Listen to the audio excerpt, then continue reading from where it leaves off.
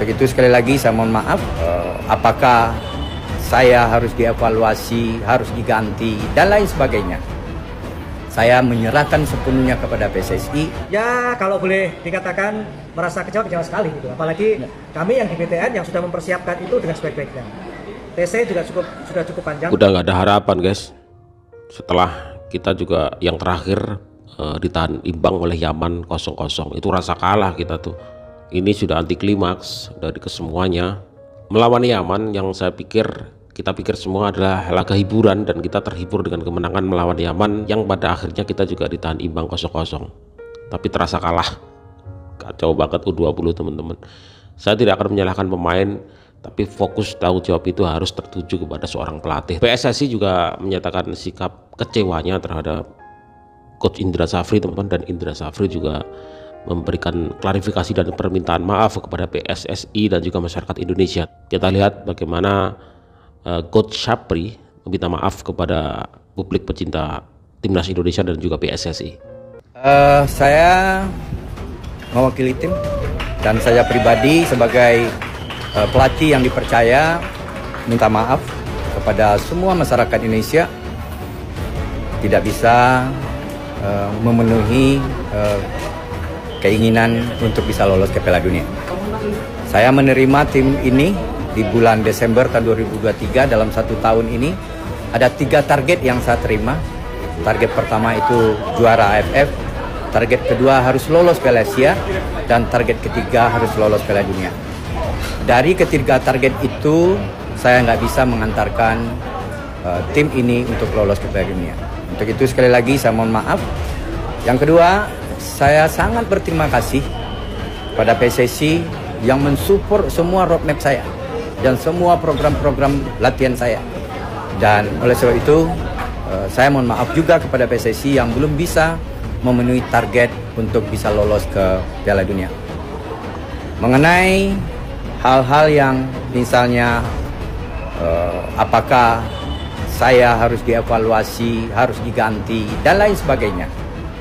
Saya menyerahkan sepenuhnya kepada PSSI. Jangankan diganti, karena ini tugas negara. Apapun resiko dari kegagalan ini, saya secara kesatria bertanggung jawab. Jadi apapun Secara kesatria bertanggung jawab. Jadi siap ya, Coach Safri siap apabila dipecat, dievaluasi, diganti, dia sudah siap karena dia menganggap itu adalah tugas negara. Begitulah kira-kira teman-teman. Tinggal bagaimana PSSI teman-teman XO, tinggal bagaimana PSSI teman-teman ESCO dan juga jajarannya dalam mengevaluasi Coach Safri teman-teman. Banyak desakan dari masyarakat netizen untuk memecat saja Indra Safri, dan kayaknya itu adalah sesuatu hal yang wajar teman-teman, dan memang harus sebenarnya evaluasi dan Coach Safri itu harus diganti. Setuju nggak teman-teman? Silakan terus di kolom komentar. ya tidak hanya pergantian pelatih, berat dari itu, karena ini adalah tugas negara, saya siap untuk itu. Jadi begini, kita ini harus bisa menerima keadaan, kenyataan yang ada. Kita semua tentu ya kalau boleh dikatakan merasa kecewa sekali gitu. Apalagi kami yang BTN yang sudah mempersiapkan itu dengan sebaik-baiknya.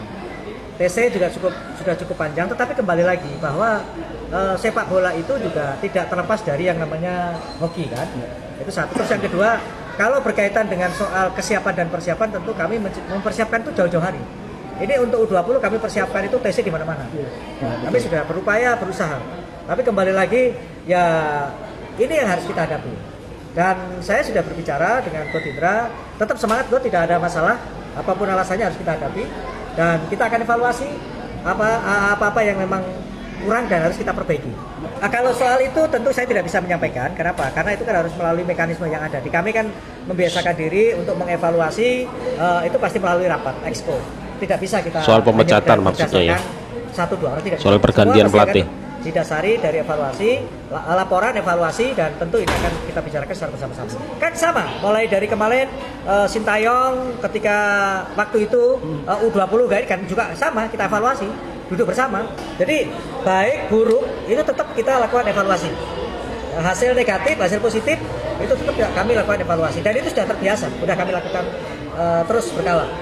Siapapun pelatihnya, tidak hanya Coach Indra saja, Tapi juga Coach Nova juga sama. Mainan dari timnas Indonesia U20 itu ya nggak rapi. Ini yang membuat saya juga kecewa karena Indonesia kan tampil di level Asia.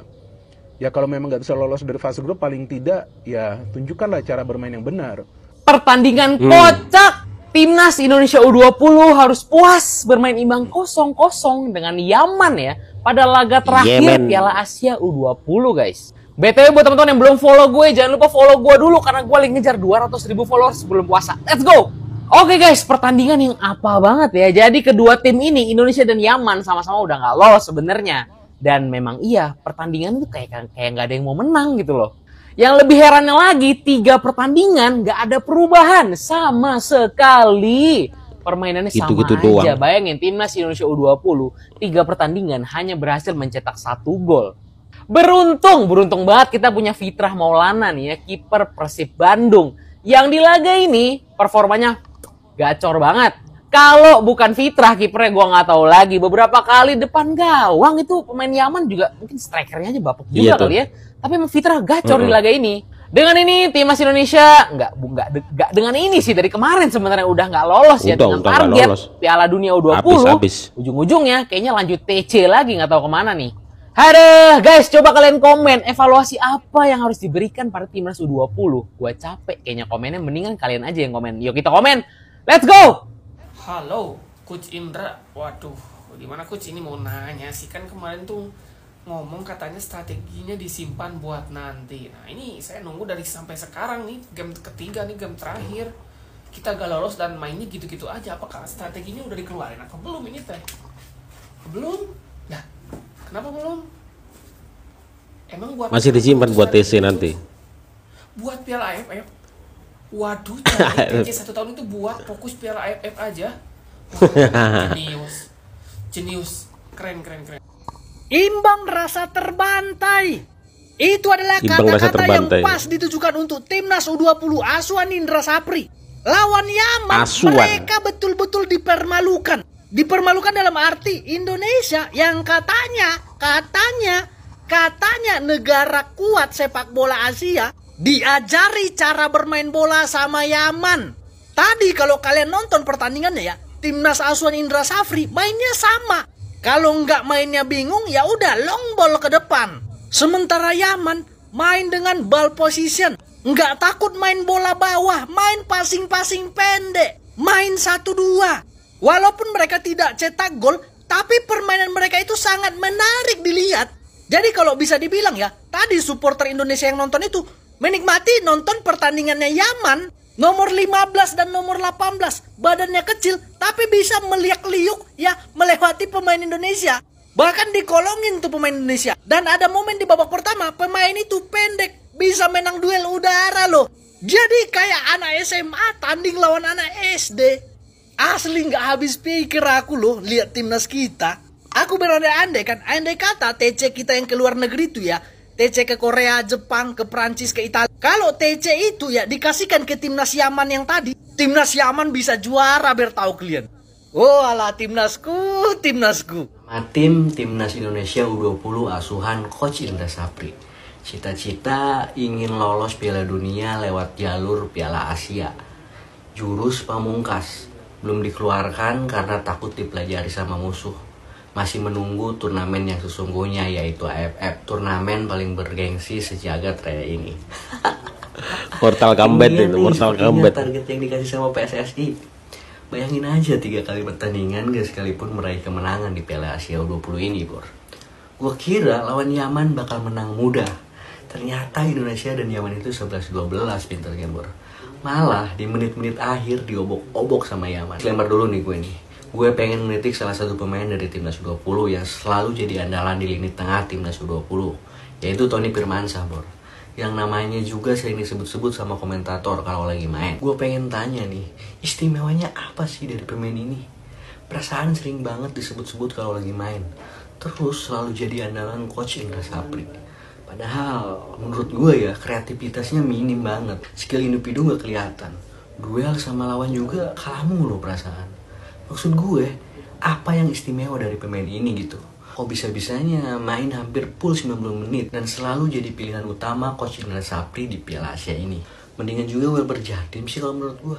Jauh kemana-mana Bor dari sisi visi bermainnya. Silahkan Bor komentarnya. Segitu dulu dari gua. Jangan lupa di follow untuk info selanjutnya. Yang penting Terima gol. kasih. Ini permainan apa-apaan ini? Apakah ini era keemasan kita sudah hilang? Ya, era keemasan yang dibangun Sintayong sudah terjun lagi bebas. Garuda sekarang sudah nggak terbang lagi. Garuda sekarang sayapnya sudah putus. Main nggak pernah dapat bola. Main asal lari gedebak-gedebuk. Setelah dapat bola salah umpan. Umpan nggak pernah. Pemain nggak ada yang bisa membuka ruang. Nggak ada yang bisa meminta bola. Pemain pada bingung mau ngapain ke depannya. Ini filosofi permainan apaan? Di zaman Sintayong nggak pernah seperti ini loh ya. Apalagi ketemu tim-tim kayak gini ya. Kita harus bisa menyerang. Ketemu Jordania, kita membantai Jordania 4-1. Ketemu Korea Selatan kita menyerang terus dengan hasil kemenangan walau penalti. Lah ini ketemu zaman kita dibuat kucing-kucingan, cuk. Era keemasan yang dibangun Sintayong sudah hilang.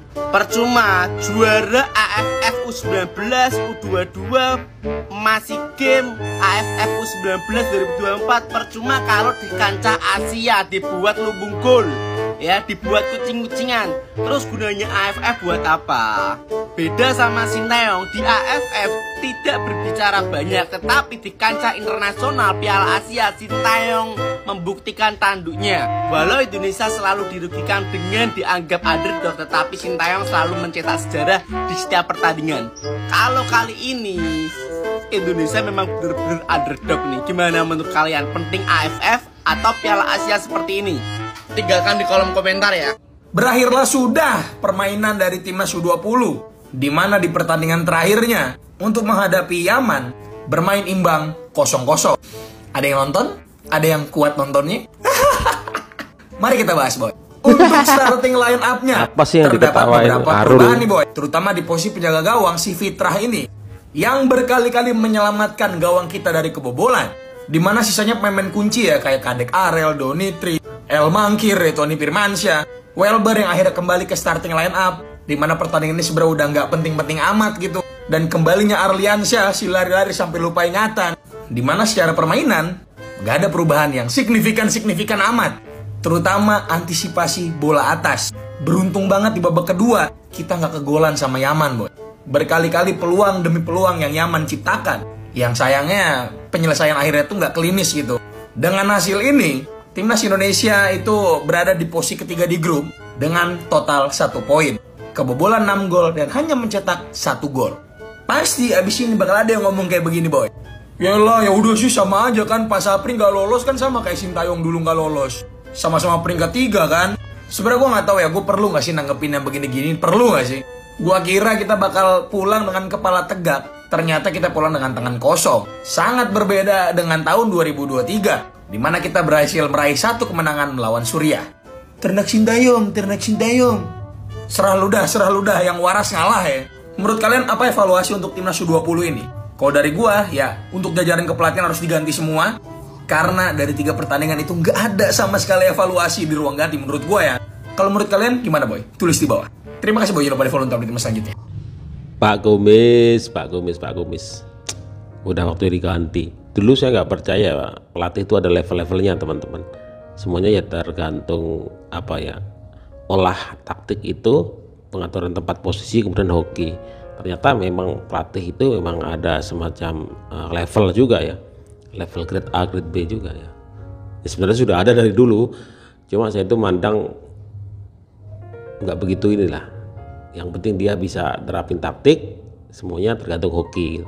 Ternyata mindset dan juga filosofi juga penting teman-teman. Dan pada akhirnya kita tahu Pak Indra Safri, Coach Sapri kita itu levelnya bukan level Asia tapi memang di AFF aja. Terima kasih Coach Sapri sudah memberikan yang terbaik hingga kita bisa juara AFF 2 kali kalau salah di tangan Sapri ya. Ya U19 ya. Tapi ya itu deh teman-teman. Bagaimana menurut kalian, seperti apa tuh? Bagaimana timnas kita selanjutnya U20 gimana tuh? Saya sih sudah dari awal menyarankan bahwa Sapri terus diganti lah. Selesai. Potong lah, selesai. Dengan jajaran kepelatihannya juga selesai lah. Pemain-pemain bisa ubah teman-teman ya. Pemain-pemain juga masih bisa TC, pelajari segala hal ya, karena pemain masih bisa banyak pelajaran yang mereka harus serap gitu ya. Kalau pelatih sudahlah, habis lah, pelatih sudah, kita tidak mendapatkan apapun di sini di turnamen atau Piala Asia ini teman-teman. Kita nggak mendapatkan hasil apapun selain kekecewaan dan juga sebuah penderitaan gitu, penderitaan batin karena kita nggak pernah menang. Aduh, bahkan sekelas kita lawan Yaman seharusnya itu menjadi sebuah penggembira bagi kita, karena terakhir ya kita menanglah, Pak Sapri menanglah, ternyata imbang pun juga rasa kalah itu. Kacau banget ya. Sudahlah teman-teman, semuanya sudah terjadi dan kita menunggu keputusan dari PSSI, dievaluasi seperti apa. Masa sih nggak dipecat sih, masa nggak diganti sih, sekuat apa itu Pak Sapri sehingga dengan kondisi hari ini tetap aja dipertahankan gitu. Nggak tahu. Kita tunggu aja nanti ya seperti apa teman-teman. Silakan teman-teman tulis di kolom komentar yang baik dan sopan, dan assalamualaikum.